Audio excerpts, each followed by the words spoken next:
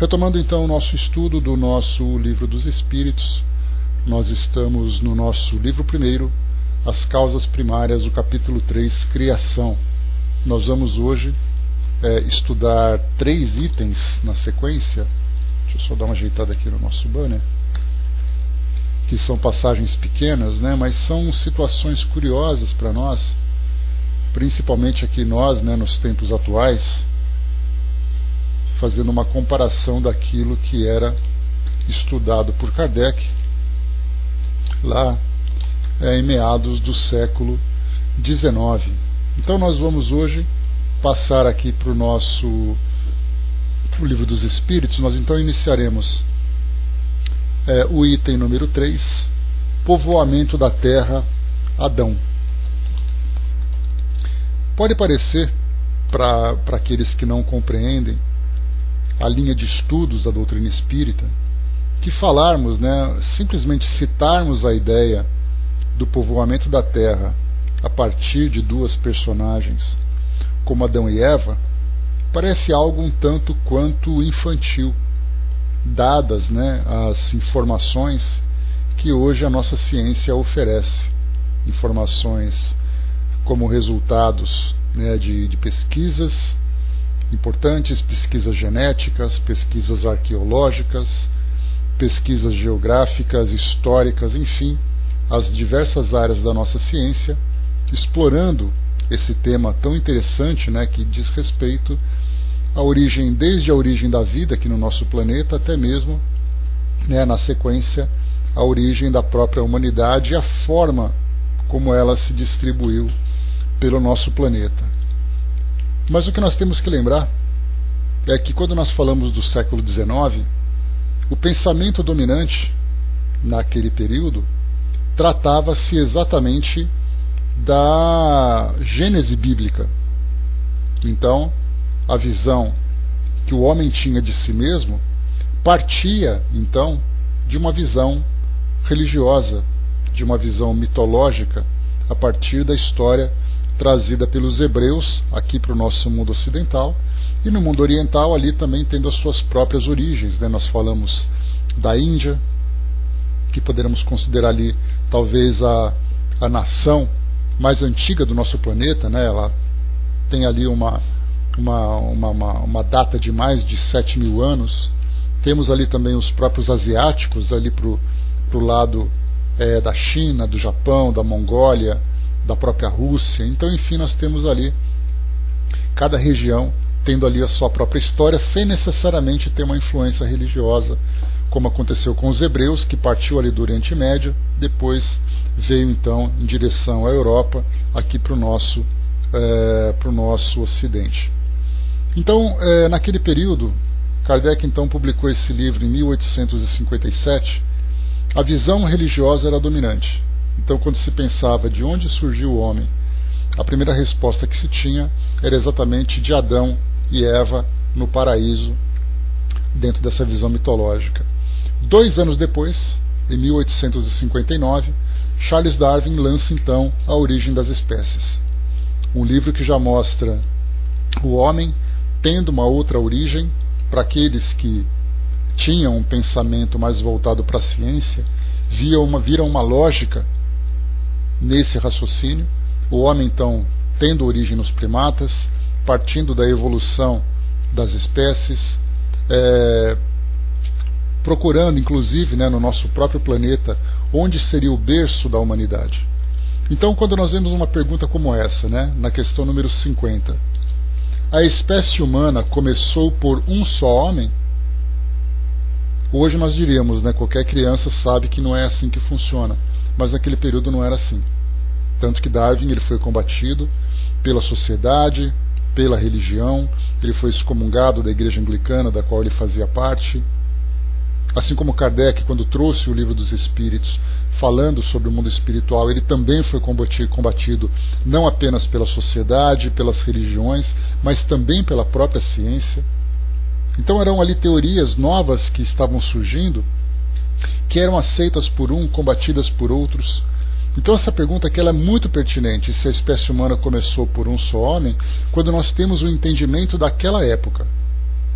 Então, na verdade, o que nós estamos fazendo aqui é resgatar uma ideia daquele período muito mais a título de informação para nós, para saber exatamente como as coisas evoluíram de lá para cá, do que necessariamente para a nossa informação científica, já que hoje a nossa ciência, mais de um século e meio depois, traz para nós informações muito mais consistentes, né? E chegamos a falar sobre isso na semana passada, no nosso último encontro, que os cientistas daquela época, as academias daquela época, não tinham ainda contato com os fósseis que foram no século XX, mostrando, por exemplo, né, os primeiros hominídeos, mostrando aqueles primeiros seres, né, que seriam ali da espécie Homo erectus, aqueles primeiros que ficaram em pé, mostrando aqueles crânios que nós encontramos hoje, né? Então é muito fácil para nós dizer que naquele período eles tinham um pensamento muito infantil, tendo o conhecimento que nós temos hoje e uma internet para acessar todas as informações. Então foi a partir de 1880, 1890 que começaram essas grandes descobertas das escavações arqueológicas e também paleontológicas. Descobriram crânios, descobriram esqueletos, analisaram as regiões de onde eles estavam, e até então, naquele período de Kardec, não tinha essa informação. Portanto, a ideia bíblica era a mais palpável, pelo menos assim, para a sociedade de modo geral. Os cientistas ainda resistiam a essa ideia. Então Darwin, quando trouxe em 1859, essa ideia do homem tendo origem dos primatas, a partir dali então esse raciocínio já começou a se modificar. Aí era apenas uma questão de combates ideológicos, né? A ciência com a sua visão e a religião com a religião dela, com a ideia dela, né? Acreditando que era uma blasfêmia que se cometia, dizendo que o homem não era um ser especial, mas ele simplesmente era uma evolução natural daquilo que existia. Então foi colocado em xeque a própria existência de Deus. Porque Deus foi criado pelo homem, ou melhor, o homem foi criado por Deus. E aí então mostra o homem vindo dos macacos. Olha só que rebaixamento para aquela sociedade orgulhosa, aquela sociedade ainda mística. Então nós temos hoje: a espécie humana começou por um só homem? A resposta: não. Aquele que chamais Adão não foi o primeiro, nem o último, nem o único a povoar a terra. Uma resposta que para nós é tão óbvia, mas mais uma vez a gente tem que contextualizar naquele período, dentro daquela sociedade, da visão que eles tinham. Depois, na outra pergunta, são duas perguntas apenas nesse item. Podemos saber em que época viveu Adão? Mais ou menos naquela que lhe assinalais, cerca de 4.000 anos antes de Cristo. Então a gente tem que lembrar que Adão, na verdade, ele representava um símbolo que dava início a uma sociedade. Kardec faz esse comentário exatamente aqui sobre essa questão. Ele diz assim: o homem cuja tradição se conservou sob o nome de Adão foi um dos que sobreviveram, em alguma região, a um dos grandes cataclismos em que em diversas épocas modificaram a superfície do globo, e tornou-se o tronco de uma das raças que hoje o povoam. As leis da natureza contradizem a opinião de que os progressos da humanidade, constatados muito tempo antes de Cristo, se tivessem realizado em alguns séculos, como teria de ser, se o homem não tivesse aparecido, senão depois da época abalada para a existência de Adão. Alguns, e com muita razão, consideram Adão como um mito ou uma alegoria, personificando as primeiras idades do mundo. Porque é assim que nós vemos hoje. Quando Kardec diz que alguns, com razão, consideram Adão como mito ou alegoria, hoje nós temos uma visão muito mais generalizada sobre isso, inclusive as próprias religiões também trazem esse mesmo pensamento. Quando Kardec fala que Adão teria vivido em alguma região, se nós analisarmos a Gênese bíblica, nós teremos ali algumas informações, por exemplo, mencionando que o paraíso, onde Adão e Eva viveram, tinha ali 3 rios. entre eles o rio Tigres e Eufrates. Tigres e Eufrates são dois rios que hoje se encontram, né, e sempre se encontraram, mas hoje fazem parte do Iraque. Então Bagdá banhado por um desses rios. Então se imagina que naquela região do Oriente Médio tenha se desenvolvido então a origem dessa sociedade. E ela foi descrita dessa forma nessa gênese bíblica como sendo parte de uma mitologia. Então Adão tinha a representação de um início de uma sociedade localizada geograficamente naquela região do Oriente Médio, apenas como origem daquele povo. Mas nós pensamos sempre, quando se estuda história, tem um detalhe importante que nós devemos sempre considerar: são considerados os fatos mais marcantes. Então, enquanto, por exemplo, se dava o início dessa sociedade nesse período, que é estimado ali de aproximadamente 4.000 anos antes de Cristo, enquanto isso acontecia naquela região, em outras regiões outros eventos estavam acontecendo. Kardec, por exemplo, pegou ali mais ou menos, né, aquela época da influência daquele grande movimento, né, do Iluminismo, da Revolução Francesa, que se deu em 1789.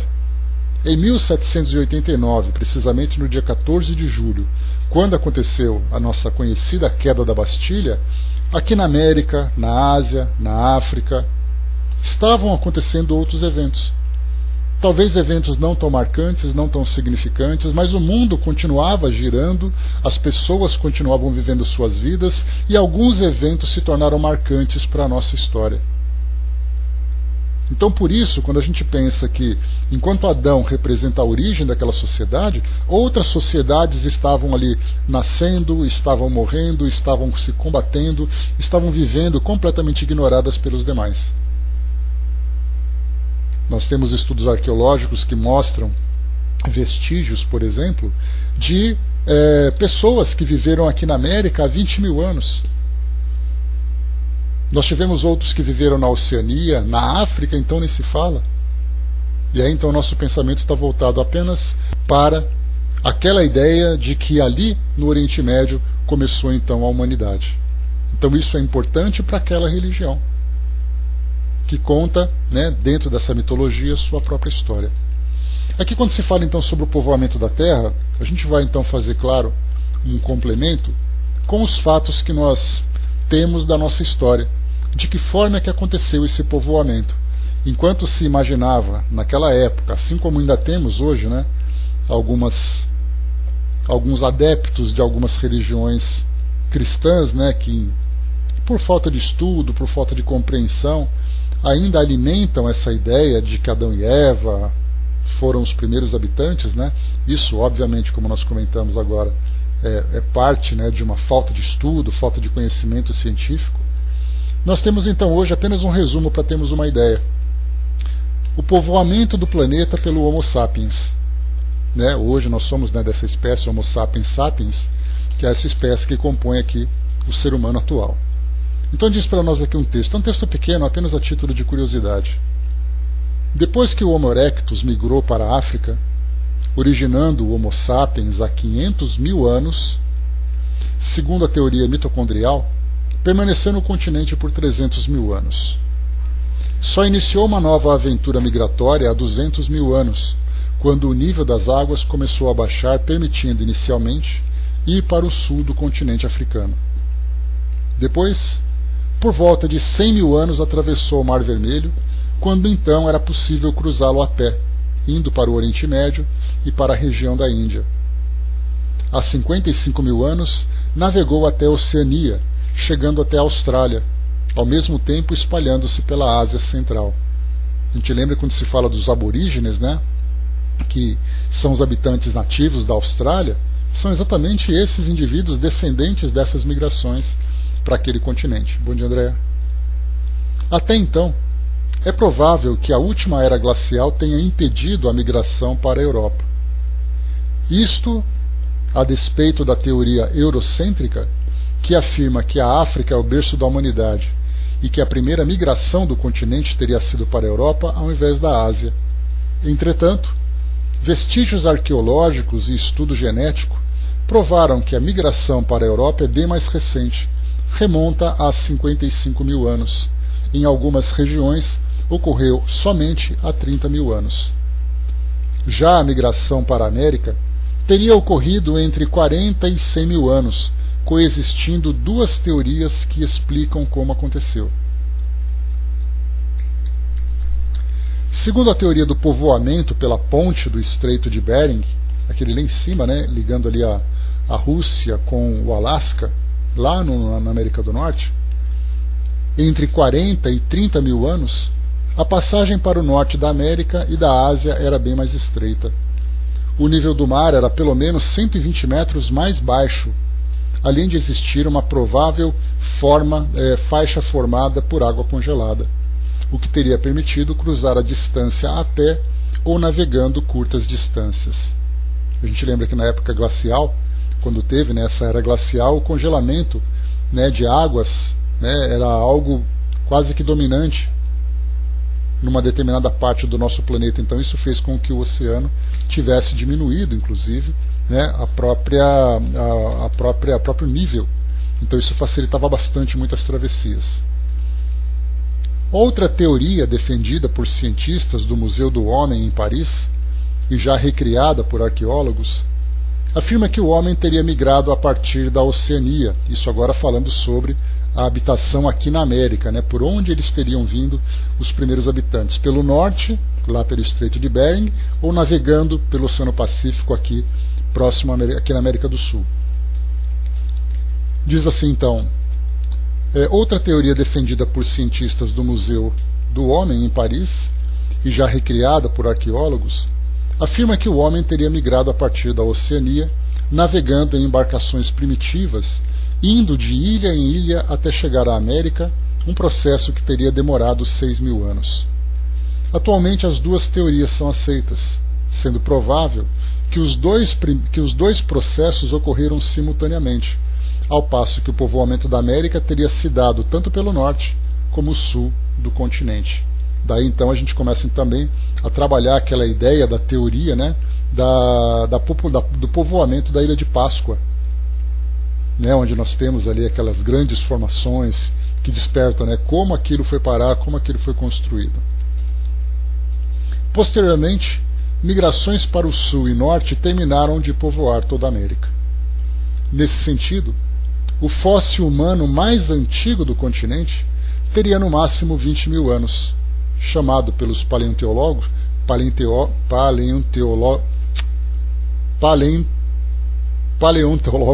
desculpem, né, paleontólogos, como Luzia, o qual foi encontrado na América do Norte. Por sua vez, segundo Pedro Paulo Funari, na América do Sul, o esqueleto mais antigo teria por volta de 12 mil anos. Aí a gente se lembra, né, que toda a teoria, né, ou aquele mito da origem da humanidade no Oriente Médio data de 5 mil, 6 mil anos. E aqui nós estamos falando de investigações de fósseis, né, arqueológicas, paleontológicas também, né, falando de 30 mil, 50 mil, 100 mil anos. Diante das descobertas, ou melhor aqui em cima, entretanto, a arqueóloga brasileira Nédia Guidon encontrou vestígios que não se enquadram nesse grande quebra-cabeça na Serra da Capivara, no Piauí. Trata-se de restos de uma fogueira, carvões e artefatos de rocha lascada que datam de 50 mil anos, além de pinturas rupestres com pelo menos 40 mil anos. Diante dessas descobertas, todas as teorias, ou pelo menos sua datação, sobre o povoamento da América poderiam ser contestadas. Alguns estudiosos passaram, inclusive, a defender o início da América há 100 mil anos, quando a última era glacial teria facilitado a passagem a pé. O que faz com que seja plausível a chegada do homem à América por várias passagens, incluindo sua migração direto da África, passando pelo Atlântico, quando o nível do oceano estava mais baixo, com grandes extensões de água solidificada pelo frio. Destarte, essa teoria é controversa. Não podemos esquecer que existem questões políticas, ideológicas, sociais e culturais envolvidas. o predomínio de uma visão eurocêntrica dificilmente permite aos pesquisadores admitir um povoamento da América quase ou mais antigo que o asiático ou europeu.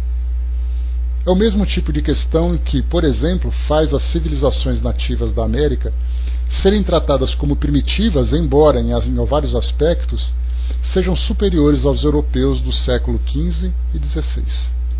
Em todo caso, seja qual for a datação ou percurso da migração do homem pelo planeta, cabe perguntar o que teria motivado o deslocamento desses grupos humanos.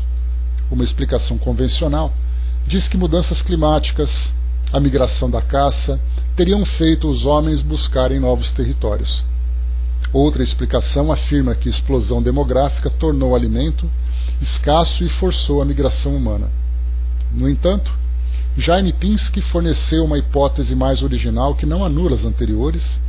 Para ele, a migração humana aconteceu devido ao espírito de aventura. A natureza humana, a curiosidade de explorar e saber o que está além, foi o que moveu o homem a migrar cada vez mais para longe. Então, bom dia pessoal que chegou, bom dia Miriam. Então, esse aqui é um pequeno texto que traz de uma forma bem resumida algumas das teorias que falam sobre o povoamento do nosso planeta. Então, hoje nós temos essa informação com facilidade, como nós vimos aqui, uma pesquisa simples na internet trouxe para nós as informações daquilo que nós encontramos em documentários, em livros, em estudos profundos, pesquisas que são feitas, teses que são apresentadas para falar sobre a origem da humanidade. Enquanto que naquele período, e é então que entra o grande X da questão, naquela época nós estávamos perguntando, será que o planeta foi habitado, foi povoado realmente a partir de Adão e Eva? Hoje então nós temos a própria evolução do pensamento falando sobre tudo isso, e que a doutrina espírita não tem nenhum motivo para contestar, pelo contrário, no seu aspecto progressista, ela acompanha todas as descobertas que a ciência vai trazendo, sem tirar absolutamente nada das leis naturais que regem a evolução do nosso planeta, a evolução dos seres que habitam nesse planeta. Então aqui, questão 50 e 51, nós já damos aqui então como concluídas. Já no item número 52, no item número 4, diversidade das raças humanas, na questão 52, também é algo bastante curioso. Principalmente, nós lembramos sempre, que não é apenas um estudo que fala... não conheço. Conheço outros livros que falam sobre parte de capela, que falam sobre a origem da humanidade, dos espíritos que aqui habitaram, Luiz? Mas a gente tem também, certamente, muitos outros livros que falam sobre esse processo, que não deixam de ser curiosos para nós também. Então aqui para nós, quando se fala então sobre essa diversidade das raças, é importante nós também considerarmos a visão que havia naquele período, a visão que existia naquele período, que era uma visão eurocêntrica, ou seja, a Europa era o centro intelectual do nosso planeta. Nós vemos isso em passagens não apenas históricas, mas até mesmo na própria Revista Espírita, Kardec fazendo comentários sobre algumas comparações entre raças, inclusive para aqueles que contestam a doutrina espírita, apontam Kardec como racista, porque ele colocava os europeus como uma raça superior aos negros. E aí então, por falta de estudos e tomados por um espírito de combate, eles apontam definitivamente ou categoricamente uma ideia racista por parte da doutrina espírita na pessoa do próprio Kardec. Só que é importante a gente lembrar mais uma vez, nós estamos ali falando das manifestações de ideias que faziam parte daquele período. Então a Europa era o centro de tudo. Enquanto nós tínhamos ali a Europa como tendo ali saindo do sistema feudal, entrando agora ali naquelas grandes monarquias, pensamentos filosóficos, a ciência também se manifestando e tudo mais, enquanto o resto do planeta se encontrava ali em desenvolvimento. Os europeus, começando a explorar e conhecer melhor ali a África, viam ali sociedades absolutamente primitivas, grupos de canibais, sociedades ainda tribais. Comparados com os castelos, com as universidades que havia na Europa, sem dúvida nenhuma havia ali uma grande diferença. Tanto que é interessante que Kardec, em comunicação com pessoas da Colômbia ou da Venezuela, eu não me recordo, na Revista Espírita, ele diz assim que o Livro dos Espíritos estava entre os selvagens. Porque era essa visão que se tinha. A Europa era o centro de tudo. Da mesma forma que nós temos hoje um pensamento dos Estados Unidos como sendo uma grande nação, eles estudam a partir da visão deles. Então dizem, por exemplo, que países da África, da América do Sul ou da América Latina, assim como também da Ásia, são sociedades que não são interessantes para os seus estudos. Então as crianças não têm por que aprender mais do que o necessário. Então a visão é, nós estamos evoluindo enquanto os outros ainda estão em evolução. Nós já evoluímos, né, enquanto os outros estão em evolução. Então o que nós temos aqui para estudar, quando se fala sobre essa diversidade das raças, nós veremos aqui então exatamente por que nós temos ali algumas raças, algumas nações mais desenvolvidas que outras.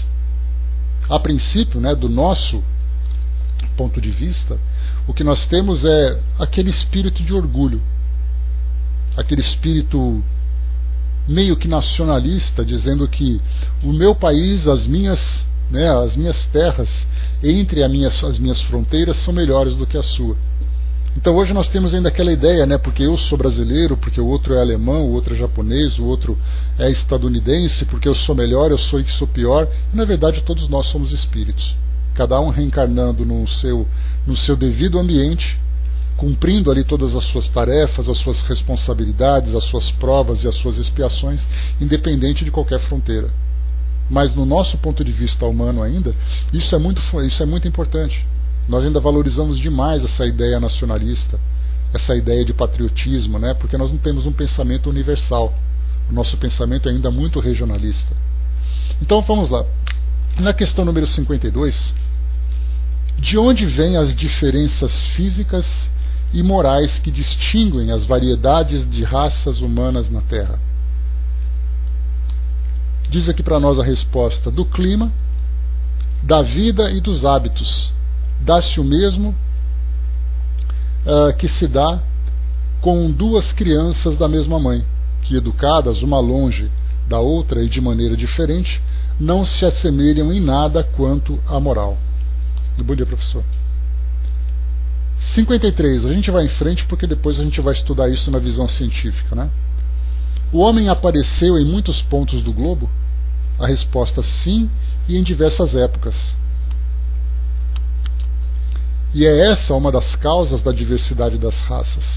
Depois, o homem se dispersou pelos diferentes climas e, aliando-se aos de uma raça e de outras, formaram-se novos tipos. 53A. Essas diferenças representam espécies distintas? Certamente não, pois todos pertencem à mesma família. As variedades do mesmo fruto, acaso não pertencem à mesma espécie? É importante essa pergunta que Kardec faz. Se nós somos de espécies diferentes e não raças diferentes. A espécie mais semelhante que nós temos, por exemplo, do Homo sapiens sapiens, que nós temos aqui, é um homem de Neandertal. Segundo algumas pesquisas, afirma, por exemplo, que o homem de Neandertal seria ele como se fossem primos. Seria o primo do Homo sapiens sapiens. E era um ramo, então, que acabou se extinguindo, não teve evolução. Ou seja, duas espécies semelhantes, como as nossas, não estariam compatíveis para habitar o mesmo ambiente. Então, uma foi extinta e a outra deu seguimento. E a que deu seguimento, obviamente, somos nós, Homo sapiens sapiens. Então, quando Kardec pergunta sobre essa diferença de raças ou diferenças de espécies, os espíritos então rapidamente já afirmam que não somos de espécies diferentes. Somos raças diferentes, exatamente por essas diferenças geográficas, essas diferenças culturais, a aparência física de acordo com a influência do meio e tudo mais. Depois diz para nós aqui: se a espécie humana não procede de um só tronco, não devem os homens deixar de considerar-se irmãos? Aqui já é uma pergunta filosófica que Kardec faz, falando exatamente sobre essa questão de orgulho. que hoje nós temos a raça ariana, nós temos os negroides, nós temos outras raças, e cada uma se considerando melhor do que a outra. E aí então Kardec coloca, se todos são iguais, são irmãos, não deveriam se tratar dessa forma? Então por isso ele já quebra um pouco dessas barreiras humanas que nós vivemos hoje, né, que nós encontramos hoje. E aí, resposta dos espíritos: todos os homens são irmãos em Deus, porque são animados pelo Espírito e tendem para o mesmo alvo. Quereis sempre tomar as palavras ao pé da letra. Então é aí que nós colocamos, né, essa visão dos espíritos, de trazer para nós esse esclarecimento a respeito das nossas origens. Nós vamos estudar um pouquinho então daquilo que fala a nossa ciência. Temos aqui então a origem das raças humanas. Vamos evoluir um pouquinho só, que desenvolver um pouquinho só. Como é que está o som, pessoal? Dá um retorno, por gentileza. Só dá um ok para avisar. Beleza, obrigado. Valeu. Então vamos lá. Origem das raças humanas. As raças humanas como resultado da evolução histórica. A evolução das raças humanas teve influência do meio ambiente, porque sabiam fixar-se e transformá-lo em trabalho social. Características raciais tiveram uma importância na adaptação, mas isso desapareceu devido aos fatores sociais e enfraquecimento lento da seleção natural. A migração para as áreas em que permaneciam isolados faziam com que os contatos sociais crescessem entre os grupos raciais, surgindo assim novos tipos raciais. As condições desfavoráveis do clima e as barreiras naturais tornavam-se talvez obstáculos para a propagação do homem sobre a terra, mas eram suportáveis, mas características como trabalho, roupas, instrumentos, armas, fogo, transportes se opunham aos fatores naturais.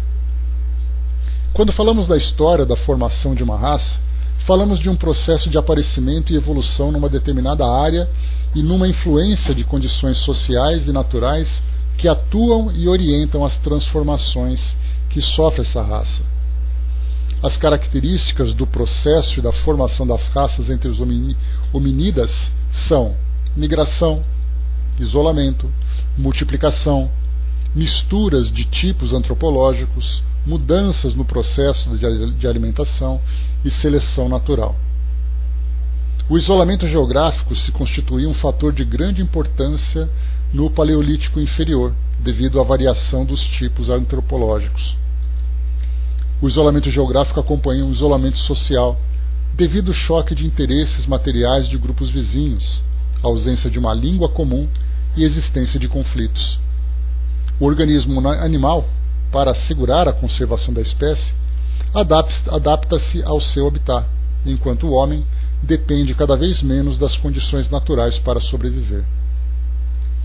Muitos autores possuem opiniões diversas sobre a seleção natural, ainda que a seleção natural exerceu uma influência na evolução do homem arcaico e na formação dos grupos raciais. A humanidade, no início da sua história, se encontrava nas fases primitivas do progresso social e sua cultura era bastante rudimentar. Nessas condições, as raças humanas eram influenciadas pela seleção natural, mesmo sabendo que a seleção não era o fator principal, e sim secundário da evolução. Aqui a gente, só para desenvolver aqui uma ideia, é importante a gente lembrar que quando nós falamos sobre essas sociedades primitivas, nós buscamos lá no livro, não apenas de história antiga, mas também da pré-história, que pensamos aqueles grupos de nômades, aqueles grupos que começaram a se tornar sedentários, né, se estabelecendo ali em algumas regiões e tudo mais. Vamos imaginar não apenas os cenários que nós encontrávamos naquela época, mas os tipos de espíritos que habitavam aquelas sociedades. Quando nós falamos nos nossos estudos sobre a classificação dos mundos, que nós temos, por exemplo, mundos primitivos, mundos de provas e expiações, mundos de regeneração, mundos felizes, depois dos espíritos puros. Quando nós falamos sobre esses mundos primitivos, e nós vemos aqui então o nosso planeta agora passando por essa fase de transição para o mundo de regeneração, nós não imaginamos, por exemplo, que lá naquele período antigo nós estávamos no mundo primitivo. onde havia ali, né, uma ignorância muito grande, o predomínio da brutalidade, a falta de um conhecimento, a falta de uma cultura mais desenvolvida, as sociedades naquele processo de formação. Então, quando nós falamos sobre esses grupos, essas comunidades que estavam se desenvolvendo, imaginemos os espíritos que ali se encontravam.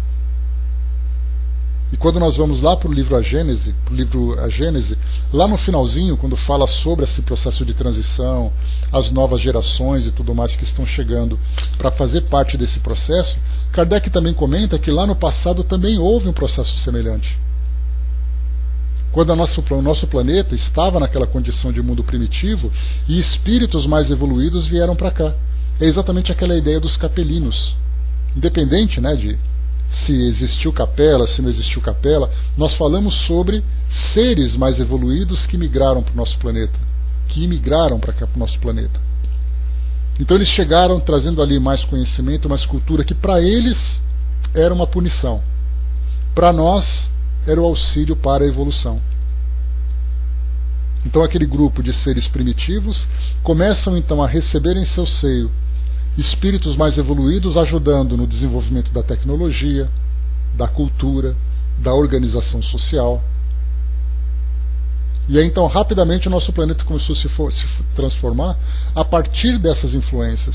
E esses espíritos então, segundo essas histórias que chegam para nós, né, dentro do nosso meio, falando dos capelinos e tudo mais, esses capelinos foram exilados para o nosso planeta. Eles já não eram mais compatíveis de continuarem vivendo naquela sociedade. Então vieram para cá contribuir para a nossa evolução. Aqueles que tiveram merecimento voltaram para os seus mundos de origem, para o seu mundo de origem, e outros ficaram por aqui. Hoje nós temos um processo semelhante acontecendo, segundo, né, essa ideia que nós estamos estudando, né, já há bastante tempo. Aqui no nosso planeta, migrando para o mundo de regeneração, segundo os espíritos dizem para nós. Pois é, chegou a nossa vez, Tico Teco. Os espíritos dizem para nós que aqueles espíritos que estão em condições de acompanhar esse processo evolutivo continuarão aqui no nosso mundo. Não apenas, né, aqueles espíritos considerados os melhores, mas aqueles que apresentam o mínimo de condição para continuar aqui no nosso planeta, estarão aqui. Se por acaso eles tiverem que reencarnar em sociedades mais primitivas do nosso planeta, e nós encontramos aqui ainda, vão reencarnar nesse meio para poderem se desenvolver. Já aqueles que não são compatíveis com esse mundo, pelo seu grau de viciação, pela sua brutalidade, pelo seu primitivismo, segundo as informações que chegam para nós, eles então serão exilados do nosso planeta e vão reencarnar no mundo primitivo. Só que o detalhe é, quando eles vão para esse mundo primitivo, eles levarão consigo essa ideia também de cultura, de organização social, de tecnologia. E aí então nessas sociedades eles receberão a seguinte orientação: vocês estarão nesse mundo e continuarão nele, sofrendo todas as consequências de viverem no mundo desse tipo, até que vocês ajudem no seu desenvolvimento e tenham merecimento para estarem numa condição melhor. Então o que aconteceu com o nosso planeta, em que nós éramos ali o receptáculo de espíritos rebeldes de outros mundos, hoje nós estamos enviando os nossos rebeldes. E estamos recebendo aqueles espíritos mais instruídos exatamente para nos ajudar nesse processo. Então pensemos que o nosso planeta já foi então primitivo. Evoluiu para provas e expiações e agora continua evoluindo para regeneração, exatamente pela evolução dos próprios habitantes da própria sociedade. E diz aqui para nós então, continuando sobre a seleção natural. Vitor, bom dia. A seleção natural deixou de ser um favor na evolução da humanidade a partir das peculiaridades raciais que começaram a permanecer em conjunto de características que só eram adaptativas. Encontravam-se na América, África, Ásia e na Austrália. Os descendentes dos mestiços são e têm filhos normais. Há casos de mestiçagem que são conhecidos: europeus e negros e chineses, europeus e japoneses, europeu e índios americanos, europeus e australianos, etc. Na América do Sul, é comum a mestiçagem tripla, isto é, europeus, negros e índios. Brasil que o diga, né? O isolamento e a seleção natural em épocas remotas desempenharam um papel importante na formação das raças humanas. Depois, o seu cargo foi ocupado pelo processo de mestiçagem. Na formação das grandes raças, dois grupamentos raciais tinham começado a permanecer em certas regiões do continente asiático e em certas regiões próximas na África e na Europa.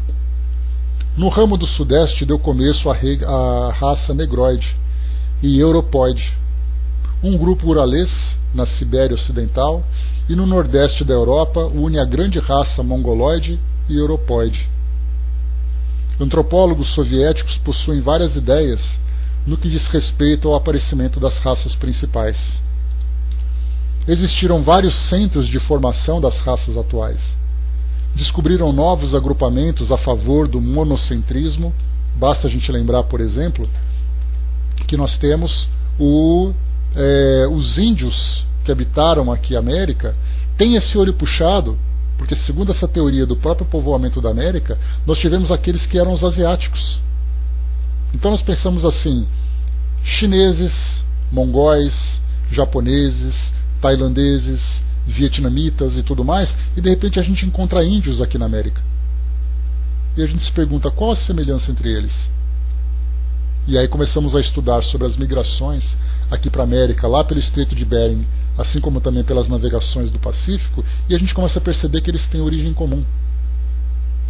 Aqui o Echiceiro lembrou aqui também, né, que em Minas Gerais foi encontrado o crânio de Luzia, exatamente, né, naqueles 20 mil anos, segundo a teoria do povoamento aqui da América, né?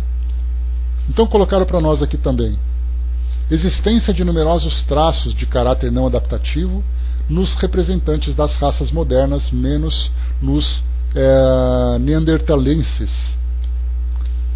Aí temos aqui depois a raça europoide, como foi falado. Aqui tem um texto longo, né? A gente vai saltando. Tem a raça negroide. Depois nós temos aqui também a raça mongoloide. São as três principais raças, né? Depois fala sobre raça, linguagem. E aí então, nessa teoria que nós vemos agora, para quem quiser depois pesquisar um pouco mais, coloca ali sobre a diversidade das raças, que vocês vão encontrar textos muito interessantes. Antropólogos se debruçam sobre esses temas, né, para tentar encontrar exatamente a história da nossa própria humanidade. Então, enquanto a gente vê aqui aquela ideia, né, dos conceitos e preconceitos com relação a raças superiores, raças inferiores e tudo mais, nós temos ali, né, a história mostrando que não existe essa ideia de superioridade.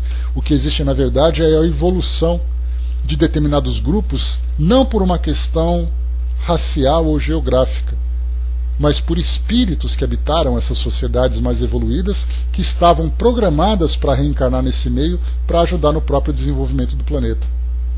Então, na verdade, o que nós nos esquecemos não é com relação à nossa origem nacional ou à nossa origem racial. Nós nos esquecemos da nossa origem espiritual. Que todos nós somos habitantes desse planeta, independente do local onde nós reencarnamos ou no local onde nós desencarnamos. Enquanto nós temos algumas sociedades mais desenvolvidas intelectualmente, é exatamente porque existe uma programação reencarnatória para que essas inteligências sejam concentradas num determinado grupo, assim como nós temos grupos culturais, grupos religiosos, grupos intelectuais, para que possam se concentrar, porque um indivíduo só, pensemos dessa forma. Essa é uma ideia, né, que merece ali a nossa atenção. Um indivíduo que tem uma inteligência privilegiada, ele reencarna numa sociedade onde nós temos espíritos com uma inteligência que não é tão desenvolvida como a dele. Ele vai poder fazer muito pouco. Agora, quando nós pegamos ali 3, 4, 5, 100, 1000 indivíduos com inteligências desenvolvidas e os colocamos juntos para desenvolverem esse potencial, nós podemos imaginar o que acontece. Então é assim que acontece no nosso planeta. Cada grupo é formado com propósitos para poder desenvolver o nosso planeta, para desenvolver a nossa sociedade, mas nós achamos que é uma questão de orgulho, porque no meu país tem mais gente inteligente do que no seu. Nós podemos ver, por exemplo, né, entrando um pouco nessa nossa linha de pensamento sobre a doutrina espírita, e até mesmo sobre o próprio cristianismo, nós vemos, por exemplo, que Jesus reencarnou, ou Jesus encarnou, naquela região do Oriente Médio, porque tinha ali elementos favoráveis para semear ali uma nova doutrina. Dali então o cristianismo migrou para a Europa, especialmente na Itália. Dali então surgiu o Vaticano, surgiu ali o berço da Igreja Católica e tudo mais. Depois na França veio a doutrina espírita trazendo para nós novas ideias. Enquanto que na Alemanha surgiu ali a ideia, né, do protestantismo. Martinho Lutero protestando contra tudo aquilo. Depois na França a doutrina espírita não se desenvolveu, veio para o Brasil. Hoje o Brasil é considerado o maior país espírita do nosso planeta. Então a gente vai vendo assim que as ideias vão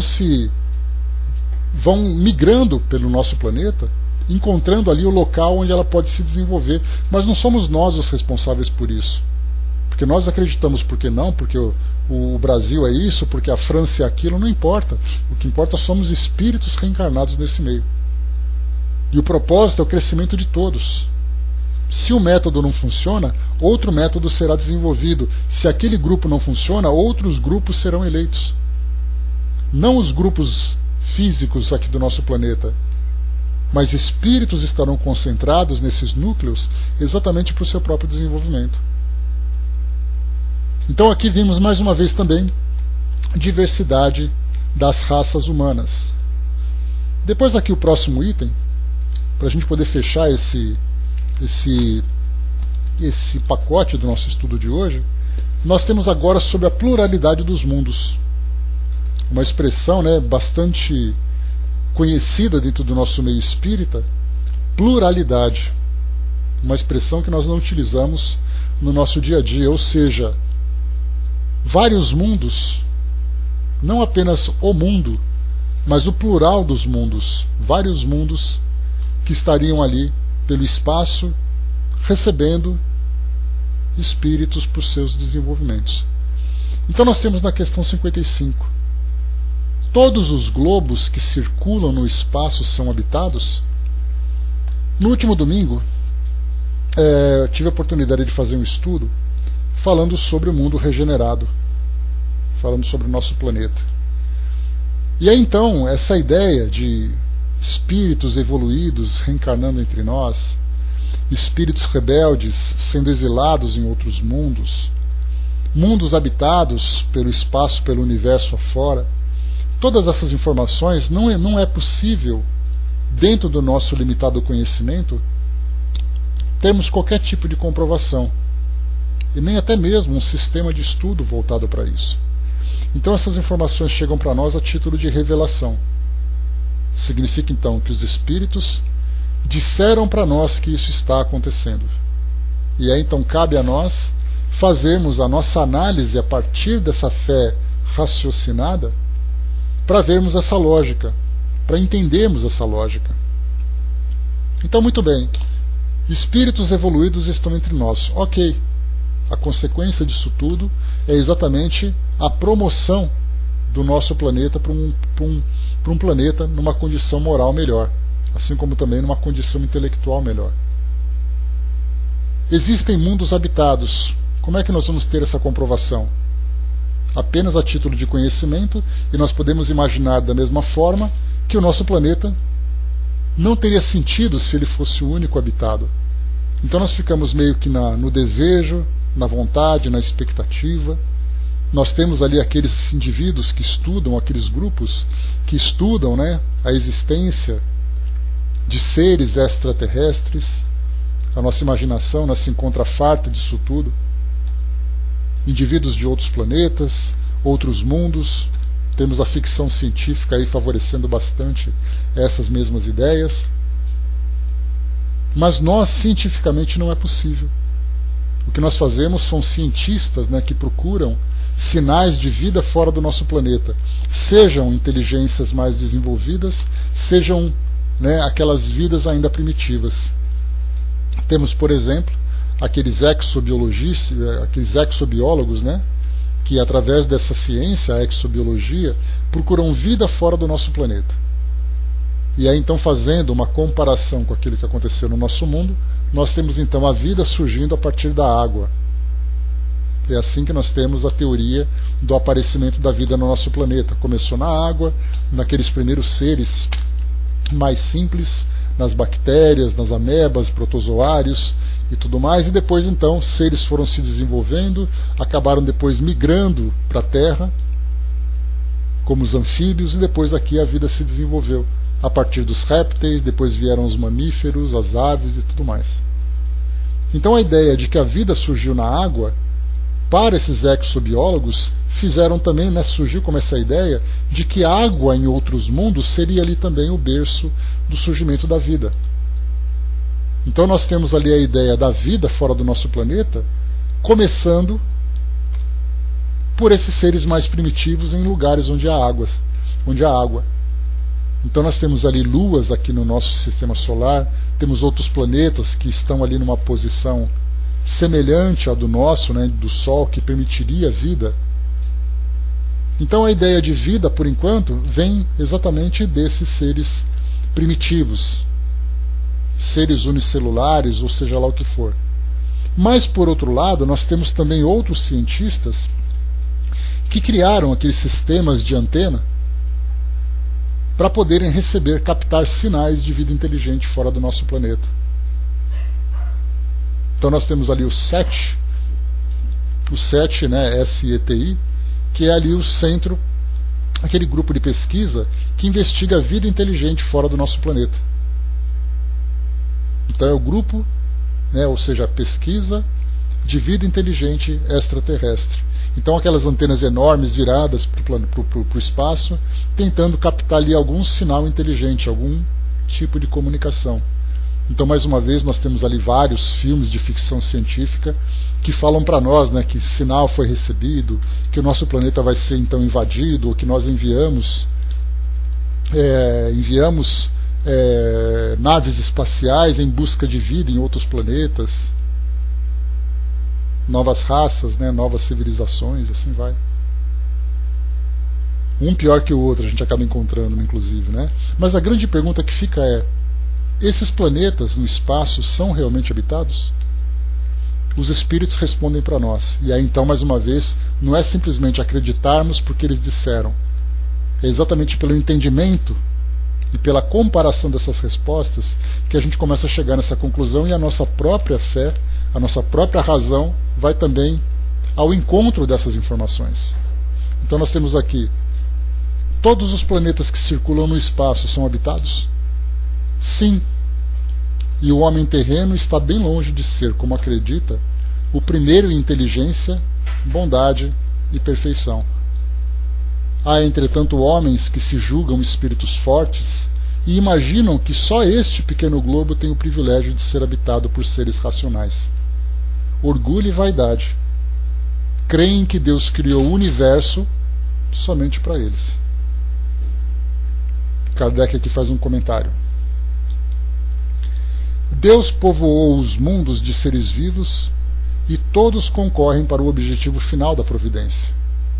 Acreditar que os seres vivos estejam limitados apenas ao ponto que habitamos no universo seria pôr em dúvida a sabedoria de Deus, que nada fez de inútil e deve ter destinado esses mundos a um fim mais sério do que o de alegrar os nossos olhos. Nada, aliás, nem a posição no volume ou na constituição física da Terra pode razoavelmente levar-nos à suposição de que tenha o privilégio de ser habitada, com exclusão de tantos milhares de mundos semelhantes. Então nós vimos aqui nessa primeira resposta os espíritos já dizendo para nós que, quer dizer, não acreditemos que nós somos os únicos seres habitados, os seres vivos, inteligentes do nosso universo. Outro ponto importante também, que vale considerarmos, é que a vida fora do nosso planeta, ela não precisa ser necessariamente na mesma constituição biológica que nós temos hoje, porque essas buscas que nós fazemos, né, atrás de água que não seja congelada, de ser e de micro-organismos, é porque esses exobiólogos, eles buscam vida semelhante à nossa. E aí nós temos então as informações que Kardec traz para nós, por exemplo, na Revista Espírita, sobre vida em planetas como Marte, em planetas como Júpiter, que são espíritos que ali se encontram. Não são seres encarnados com essa constituição biológica, até porque, para que haja uma condição biológica como a nossa, nós temos que ter também uma condição geográfica como a do nosso planeta, numa distância específica do Sol, que permita a existência de água não congelada, que permita a vida, seja também vegetal, seja também em outras condições, em outros graus de evolução, outros filos que nós chamamos também. Então, por isso nós lembramos sempre que a vida existe de formas que nós sequer imaginamos, mas a nossa visão materialista nos dá a entender que não só não interessa se somos espíritos ou não. O que vale é que nós somos seres vivos biológicos, porque a vida para a ciência diz respeito à vida biológica, não vida espiritual. Mas quando nós estudamos na doutrina espírita sobre a nossa realidade espiritual, nós podemos imaginar então um universo permeado de espíritos. Depois diz para nós aqui, 56. A constituição física dos diferentes globos é a mesma? Não, eles absolutamente não se assemelham. Hoje para nós isso é fácil, a própria astronomia mostra para nós que nós temos ali planetas que são planetas rochosos, temos planetas gasosos, planetas com constituições próprias, teve até uma pesquisa que foi feita sobre um planeta que é feito de diamante, pela sua constituição de carbono, diferentemente de rochas como a nossa. Então, hoje é fácil para a nossa ciência entendermos ali sobre os diversos tipos de constituição dos planetas, a sua estrutura geológica, climática, que tipo de... o gasoso que nós encontramos hoje, o gás que nós encontramos hoje nesses planetas, o tipo de atmosfera, temperatura, distância. Então tudo isso fica mais fácil na nossa astronomia. 57. A constituição física dos mundos, não sendo a mesma para todos, os seres que os habitam terão organização diferente? A resposta é exatamente do que nós falamos, sem dúvida. Como entre vós os peixes são feitos para viver na água e os pássaros no ar. Então nós pensamos que a nossa constituição biológica, já que o nosso corpo é formado ali de aproximadamente 80% de água, se nós vivêssemos num mundo muito frio, essa água seria congelada, portanto nosso tipo de vida não seria compatível. E aí então nós encontramos um ambiente muito quente, um ambiente muito frio, um ambiente que é sólido, um ambiente que é gasoso. Então para cada ambiente nós teríamos ali uma constituição diferente. Nós estamos na expectativa, Valeu, Chicheiro. Então nós estamos naquela expectativa de encontrar vidas, Quando isso vai acontecer? Não sabemos. Tem até mesmo dentro da doutrina espírita, aquele assunto sobre a chegada de seres extraterrestres, a transição planetária, até mesmo um documentário que foi criado, trazendo para nós ali fantasias, que naves espaciais chegarão a qualquer momento e tudo mais. Isso traz para nós grandes preocupações, se essas naves espaciais trarão espíritos, trarão seres amigos ou seres inimigos e tal. Mas tudo isso continua ainda no campo das nossas fantasias e expectativas, Mas o que os espíritos colocam é exatamente essa informação, essa resposta a título de informação.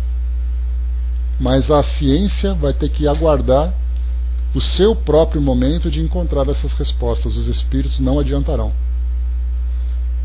E continua. 58. Só um instantinho. Os mundos mais distanciados do Sol são privados de luz e calor, de vez que o Sol lhes parece apenas como uma estrela? Acreditais que não há outras fontes de luz e calor além do Sol? Não tendes em conta a eletricidade que em certos mundos desempenha um papel desconhecido para vós e bem mais importante do que o que lhe cabe na Terra? Aliás, não dissemos que todos os seres vivam da mesma maneira que vós, com órgãos semelhantes aos vossos. diz para nós aqui, né? Não dissemos que todos os seres vivam da mesma maneira que vós, com órgãos semelhantes aos vossos. Então já disseram que os seres têm ali constituição diferente, formas diferentes. E Kardec, então, para finalizar aqui esse capítulo, ele diz para nós, aqui no comentário, essa questão. As condições de existência dos seres nos diferentes mundos devem ser apropriadas ao meio em que tem de viver. Se nunca tivéssemos visto peixes, não compreenderíamos como alguns seres pudessem viver na água. O mesmo acontece com outros mundos, que, sem dúvida, contêm elementos que para nós desconhecidos. Não vemos na Terra as longas noites polares iluminadas pela eletricidade das auroras boreais? Que haveria de impossível para a eletricidade ser mais abundante que na Terra, desempenhando um papel geral cujos efeitos podemos compreender? Esses mundos podem conter em si mesmos fontes de luz e calor necessárias aos seus habitantes. Então aqui é tudo uma especulação que nós continuamos fazendo para sabermos exatamente se há, onde estão, se estão, em que condições eles estão, como se dá o seu desenvolvimento, como são suas vidas. E por isso que nós temos hoje, né, proliferando, né, nas nossas artes, todos esses filmes que trazem para nós especulações sobre como seria a vida fora do nosso planeta.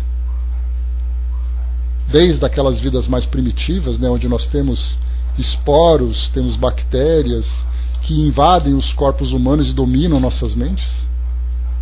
Vai com Deus, Fatival. Até mesmo, né, seres inteligentes que vêm trazer para nós ajuda, querendo destruir o nosso planeta, querendo apenas a paz e a amizade. Então nós, né, cabe a nós então, né, diferenciarmos exatamente aquilo que é o mais palpável, aquilo que é o mais real, daquilo que é fruto da nossa inteligência, né, fruto da nossa criatividade também. Então, o que nós temos agora é que certamente o universo é povoado por espíritos. E nós encontramos esses mesmos espíritos porque nós, aqui no nosso mundo, também temos à nossa volta a espiritualidade. Os espíritos presentes, falando sobre suas vidas, contando suas histórias. Nesse período de transição planetária, são informações que chegam para nós também de espíritos vindos de outros mundos, mais evoluídos, nos ajudando no nosso desenvolvimento. Então, cabe a nós, então, mais uma vez, fazer a seleção daquilo que é fantasia, daquilo que é mais real. Mas, por enquanto, nós não temos qualquer condição de trazer comprovações sobre esses temas. Tampouco os espíritos farão qualquer tipo de revelação mais contundente, mais real, sobre essa realidade fora do nosso mundo.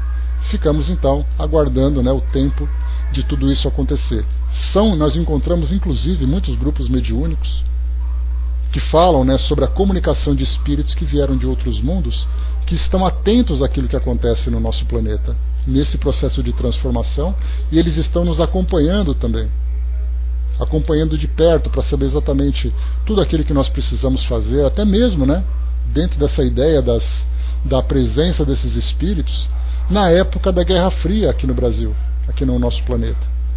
Aquele atrito, né, entre União Soviética, Estados Unidos, bombas nucleares e tudo mais. Segundo dizem, né, os espíritos estavam prontos para interferir no nosso planeta, caso nós partíssemos para esse tipo de conflito, para uma autodestruição. E aí então, percebendo que nós poderíamos controlar esse nosso impulso de autodestruição, eles então nos acompanharam para chegarmos onde nós estamos hoje. Então aquela fase passou e aí então nós conseguimos sobreviver a nós mesmos e agora estamos em evolução, e eles vieram agora não apenas para nos observar, vieram para nos ajudar nessa evolução. E são seres vindos de outros mundos, segundo é trazido para nós pelos espíritos. Mas, mais uma vez, não temos qualquer tipo de comprovação sobre isso. Então, meus amigos, fechando por aqui o nosso estudo de hoje, o próximo tema que nós vamos fechar vai ser mais um ainda, né, o item número 6, considerações e concordâncias bíblicas referentes à criação. É um tema, né, por que nós vamos falar sobre Bíblia? Mais uma vez a gente lembra que isso foi importante na época de Kardec, porque ele trazia um pensamento completamente diferente daquele do pensamento religioso que existia. Hoje nós temos, né, a religião com uma outra importância, já não é mais a mesma importância daquela época. Naquele período nós tínhamos uma religião que dominava a sociedade, impunha, né, os seus valores, trazia regras para que as pessoas pudessem viver, faziam ameaças à vida das pessoas, como nós tivemos na Inquisição. Hoje não, hoje a religião é uma questão pessoal. Pelo menos, né, na maior parte do nosso planeta. Ainda temos algumas sociedades teocráticas, né, que são controladas por determinações religiosas, como nós temos o caso, por exemplo, do Irã, do Iraque, do Irã principalmente, e outras sociedades. Mas, de um modo geral, as religiões trazem apenas, né, dizem respeito apenas ao interesse pessoal. Mas na época de Kardec, aquela sociedade era controlada pelo pensamento religioso. Por isso ele traz todas essas ideias de Adão e Eva, diversidade das raças, essas questões bíblicas que nós vimos aqui agora. Então nós vamos cumprir esse item número 6, fazendo a leitura do que Kardec apresenta apenas a título de informação, já que esse tipo de informação já não tem para nós hoje, no século XXI, uma relevância tão grande como teve naquela época. Então nós vamos apenas aqui, como se diz popularmente, cumprir a tabela. Para lermos esse item número 6, faremos isso com muita objetividade, porque depois, no item número 4, no capítulo 4, que é o último capítulo desse primeiro livro que trata dessas questões científicas, nós teremos aqui o item número 1, os seres orgânicos e inorgânicos, a vida e a morte, e inteligência e instinto. Então já falamos sobre princípio vital, já deixamos de falar sobre questões filosóficas, entraremos agora na questão da vida. Como é que nós podemos entender? O Zé lembrou aqui, né, que o Irã está ali com um problema seríssimo, né, mais de 300 desencarnados ali, questão de, né, desencarnação coletiva, que a gente sempre estuda, né? Ora um incêndio, ora um avião que cai, ora uma chacina, ora um terremoto, um furacão. Faz parte do processo, né? Então agora, infelizmente, aquela sociedade atingida, e atingida de uma forma bastante dolorosa, que certamente ali provocando muita destruição e muitas dores também. Porque independente da nação, independente da região, nós temos ali espíritos que sentem, que amam, que sofrem. Então temos ali a dor presente naquela sociedade. Na Costa Rica nós tivemos também um terremoto, né, ontem, que foi pouco falado, mas que atingiu também aquela sociedade, trazendo ali algumas dificuldades. E assim a humanidade vai caminhando. André lembrou, né, que obras póstumas ajuda muito a entender, né? Sim, temos muitos artigos importantes e interessantes. Então, meus amigos, fechando por aqui o nosso estudo de hoje, desculpem. Mais uma vez, no próximo encontro nós falaremos então sobre essas considerações e concordâncias bíblicas referentes à criação, e depois, né, daremos sequência entrando nesse princípio vital. Então, fechando por aqui, pessoal.